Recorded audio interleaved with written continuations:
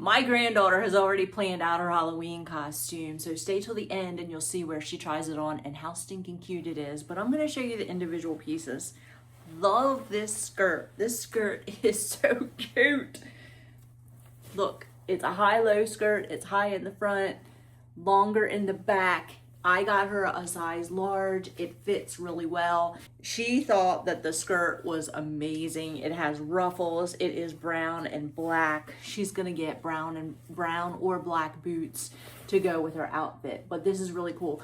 I definitely suggest shorts underneath. Other piece to this is this blouse.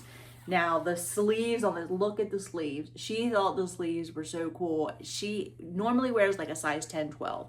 So a large would be about in that size range. I believe they had size small through, I think, extra large. Came right to the end of her wrist, so her hands would stick out the end, and then she would have the drapey part underneath.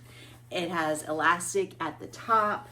It is loose around the bottom, and I'm going to show you the belt because the belt is going to cover the waist part of this. Here is the belt. It's plastic, but I mean it's made to look like it's leather. It has real grommets. It has the like stitching across here. It's elastic. I love that. So it's very versatile for all different sizes. And look, it's pretty stretchy, and the Velcro is pretty wide on this. So that is the belt. And the last piece is the headscarf.